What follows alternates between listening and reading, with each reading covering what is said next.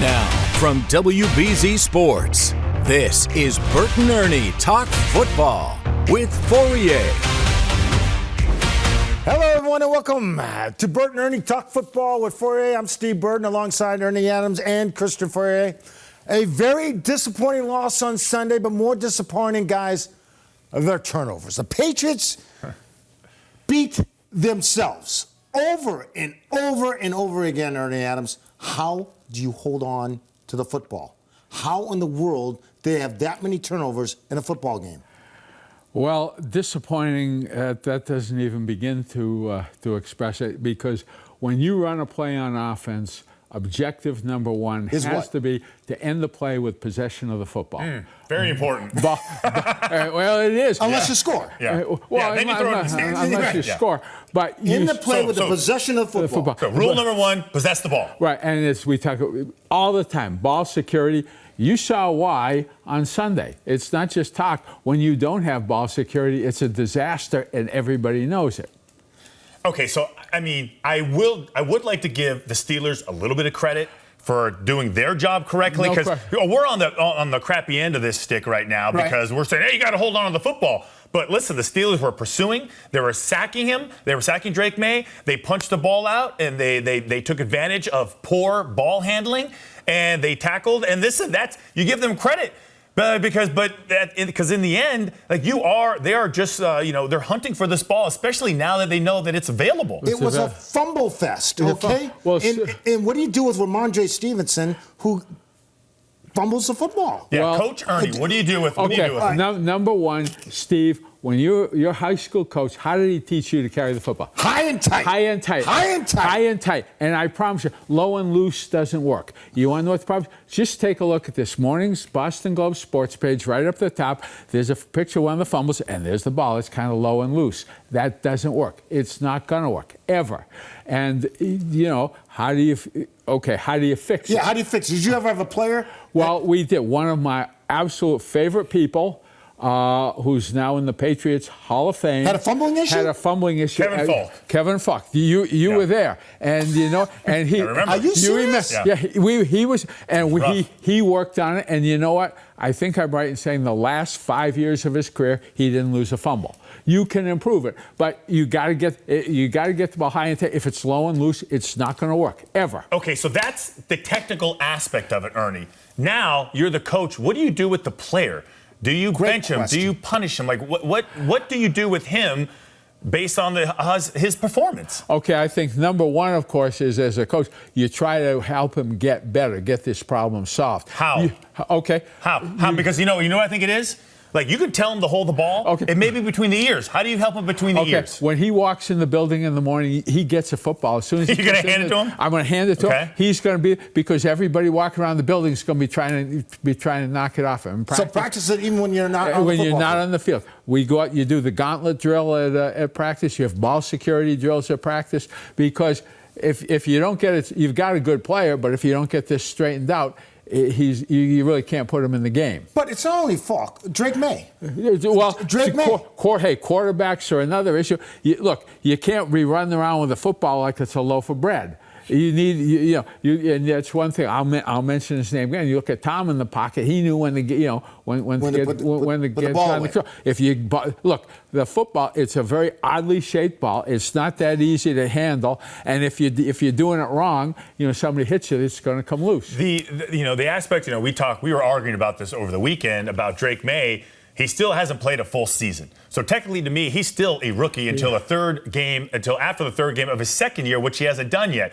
So these technical aspects are learned. I mean, during real time, you have this clock in your back of your head. You know that the rush is coming. You know that something bad is about to happen. So you have to be mindful of the dangerous situation that is coming for you. So you need to just naturally two hands no matter what. Right. It's where you have the clock in your head. Yeah. And because once it gets past 2.5, 3 seconds, you're in trouble. What about the tip ball down at the end zone? Okay, you're in the red zone. Okay, what happens when the ball gets tipped? All of a sudden, picked off? I would say because you had a receiver run the corner route, right, and he underthrew it a little bit, put no arc on the ball, and so that didn't help. And that throw, we always call it meet me at the corner throw. You put it in the corner of the end zone where either your guy gets it or it's incomplete. It's the safest throw in football. It's the safest throw. Right, because there's... unless it gets picked. Well, unless it's flat. If he throws it flat and the corner is trailing, I mean, it's pretty easy for him to turn and catch it. That's why you bucket throw it. So the ball was tipped at the line of scrimmage because he threw it too flat. Well, right, but you get into a combination of things, but they're both getting tipped and then not arcing the ball to start with. But if you still look at his stats, if you look at Drake May's completion percentage, I mean, he's still one of the best in the league right now. So you just have to sit there, and nobody wants to hear this. But you have to have patience. It is a work in progress, and I hate to do the cliche thing, but unfortunately, that's the way it is. You have right, and there's a certain amount of you just got to go out and do it. A couple bad things are going to happen. The big thing is you don't want to repeat the bad things. Well, that's a stigma you don't want is error repeater. But you get also. It's being able, like the toughest place to operate as a passer is the red area, because it's a lot of people in a confined space. So that's where you spend a lot of time down there, with your quarterback. And you can't take a turnover in the red area because you come up with no points. It's just brutal. All right, we're going to take a break, but when we come back, we head to the whiteboard with Coach Ernie and Christian Fauria to talk about that final fourth down play that didn't work. You're watching Burton Ernie talk football with Fauria. We'll be right back.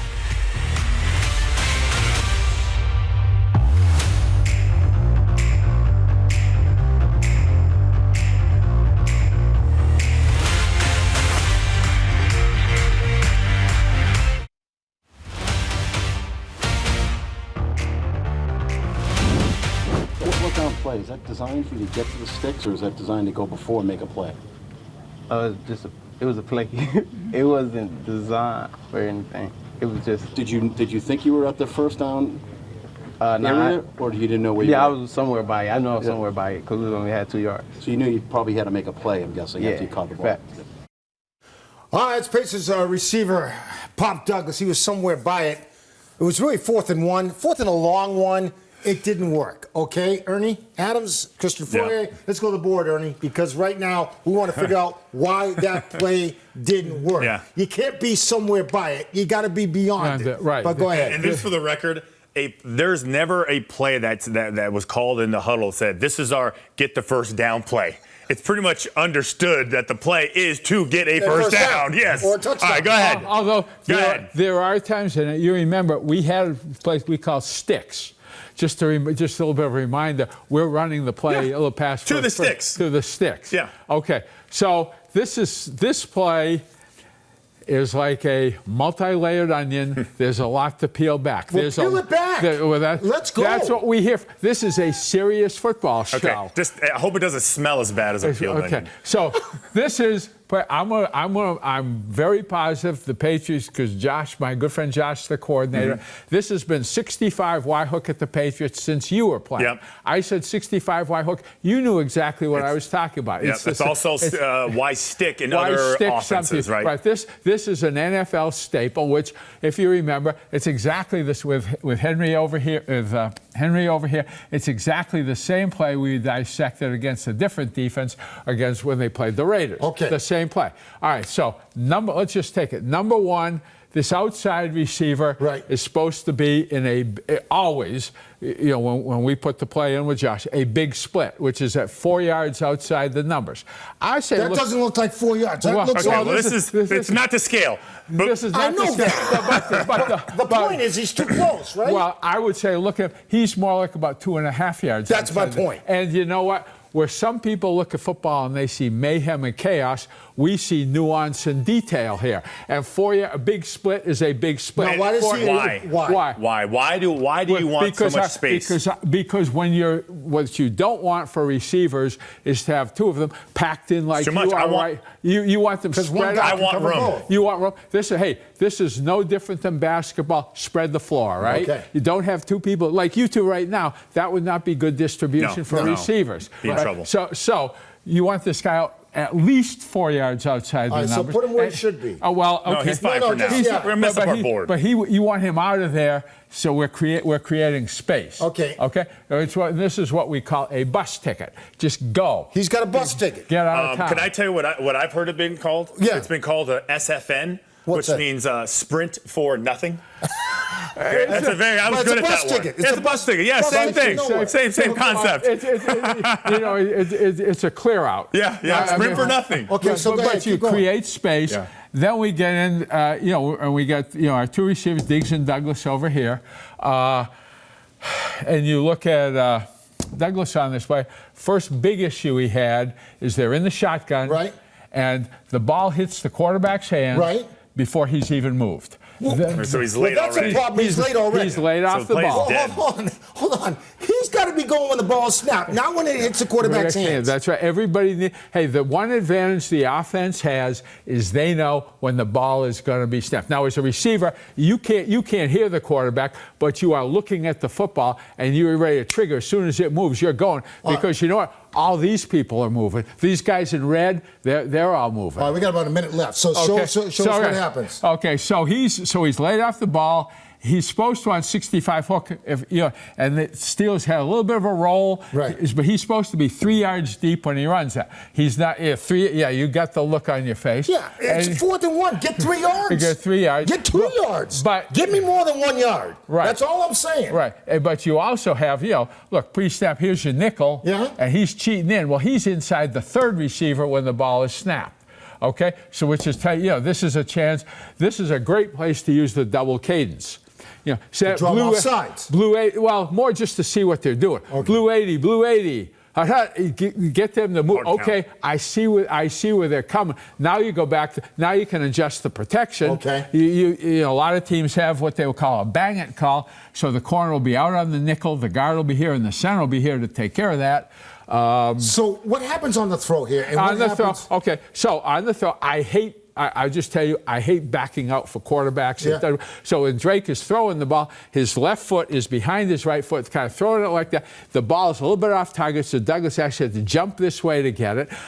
There's a lot going on here that leads to a bad play. So let me just add this because I've been in this position before, and you recognize you are an experienced Well, yes, you've a run million most, of them. You 1,065,000 Yeah. wide So hooks. and the key is you start panicking a little bit because you see this, so you know the play is going to be thrown in a hurry because if he's blocked, you don't worry about it. But if you know you're hot, it's a little bit different. So he becomes a hot receiver. So my key to this really is, first of all, you have to get off the ball on time, or the play is just ruined. Now you're panicking because you don't think you can get there in time because everything is rushed.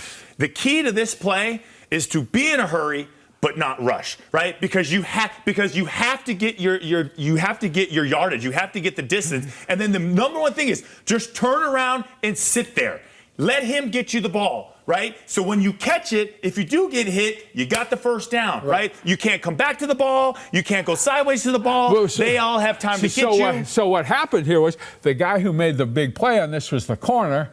The corner coming in, I can get my red Comes in pen. hot. Go ahead. He comes in hot and makes the tackle. But you could help this just at the start if you got a big enough split. There's a lot of little things that add up to a big thing, which add up to the final score with everybody in Boston being upset. We got to take a break. Good job. That was nice. All right, it was great. Some of your best work, Ernie, so he's far. got a bus ticket. A bus Already ticket to nowhere. We got to take a break. When we come back, what's on top for the Patriots tomorrow as they go back to work? You're watching Burton Ernie talk football at Fauria. Stay with us.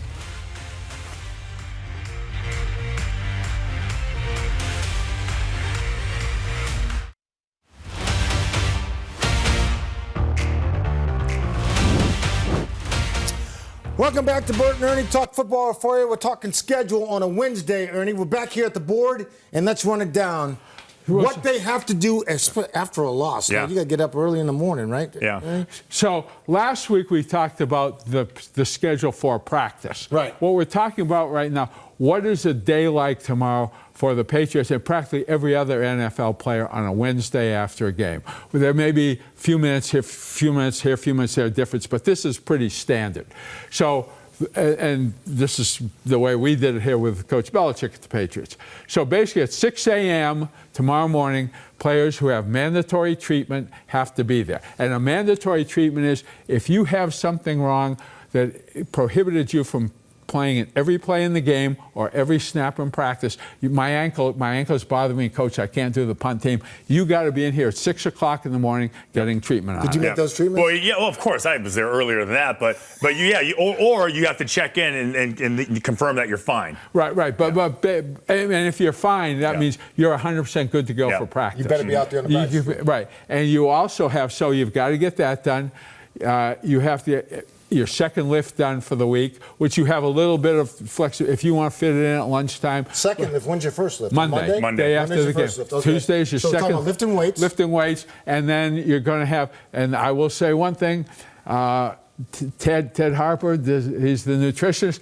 Awesome breakfast in the day. Well. Whatever you omelet station, packed. The best. So food's not a problem. Yeah, Food is not a problem. Because, you know what?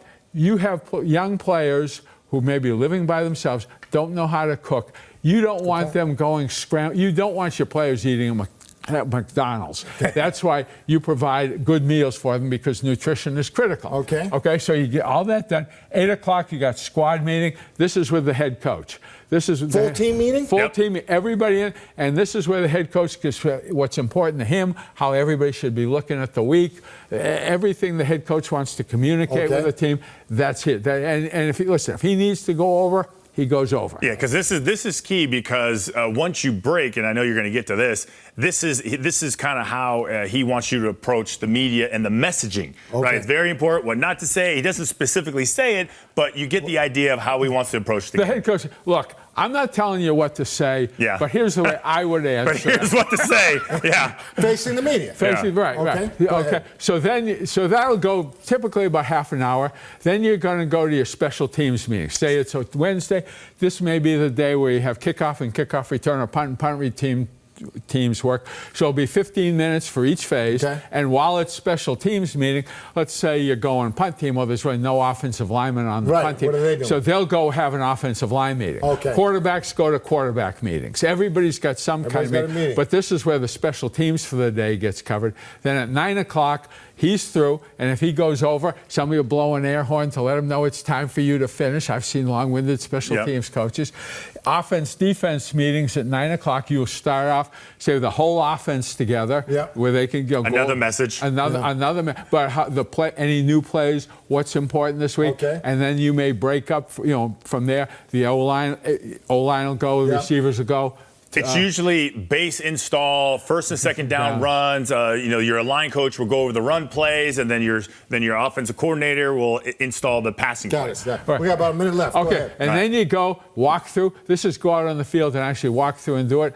It's the same idea with having recess. Give the guys a chance to get up and walk around out on the field. You'll come back in 11, more O&D meetings. You may talk to the scout team. Hey, the offensive guys, we're playing New Orleans this week. Carolina this week. Here's some plays there. Here's what we want to do here. You got lunch. Your favorite parts? You got open locker room. Oh, here comes Steve. Here's where you run from Steve. The doors are open. You go in and ask your questions. Raise a question. What happened? What happened? 2 o'clock, you got practice.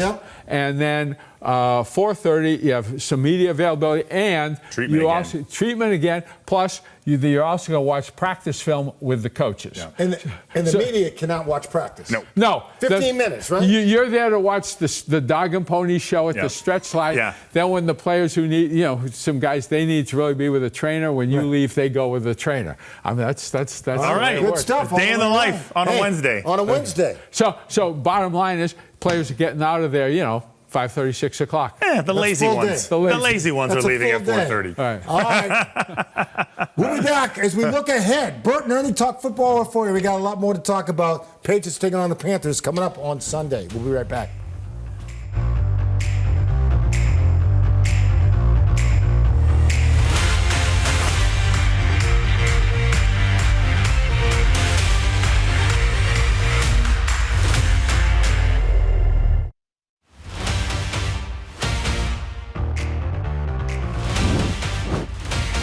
All right, welcome back to Burton Ernie Talk Football for you, and we're talking the Carolina Panthers. That's who's next. They're coming off a 30-point win over the Atlanta Falcons, so you cannot sleep on the Carolina Panthers, even though The Panthers are what, like a faceless football team? Does anybody know? I mean, listen, they probably had, and it was 30-0. It wasn't like the Atlanta Falcons scored any points. They played so bad offensively that Kirk Cousins went in the game. But that's the Atlanta Falcons. Here's the main thing about this game, like regardless of what Carolina is doing right now. If they don't take care of the little things, I hate to say it and be just like beat that drum, it doesn't matter who they play. That's exactly right. The focus is on the New England Patriots fixing the stuff that needs to get fixed. And the number one thing that needs to be fixed, you could ball security. Ball security, but it's all, it's all the little things, the details. Hey, every pass pattern you run, there's a proper split, whether it's the big split on the 65-Y hook or anything else. Being lined up on the inside edge of the numbers versus the outside edge of the numbers, that's the difference between a complete pass and an incomplete pass sometimes. It's details, it's nuance. Until you get that stuff down, I'm not that worried about who they're playing. I'm more worried about the Patriots' execution. But all this is fixable, correct? Oh, well, yeah, but it's other teams are fixable, but it needs to get done, and it needs, in fairly short order. I would say, like, your jumping off point is like, absolutely it's fixable. Hey, I told you to be 2 yards inside the numbers. Be 2 yards in the numbers. And if they're 1.5 yards inside the numbers, yell and scream at them. Like the standard has to be the standard. Again, it just has to be important to you. Doing the right thing needs to be important to you. And listen, Vrabel, like the messaging is getting harder and harder for him. Mm-hmm. The longer this team, suffers and sacrifices technique and skill for short-term gain, it doesn't work that way. And not for nothing, but Carolina, the reason they beat up on the Atlanta Falcons is because they were getting turnover after turnover. So they are going to be trying to force you into turnovers again. Would you say the defense on this football team, the Patriots, has stepped up? The defense is, I would say, overall certainly ahead of the offense. That's no. I don't think there's any question about that. The run defense alone is number 2 behind the Cleveland Browns right now. Like, they are special stopping the run. Tackling is a problem. Deep passes is a problem. Pass defense is a problem. But overall, they can stay in the game on defense. But you can't stay in the game if you're just repeatedly shooting yourself in the foot, and if you're shooting yourself in the head on offense.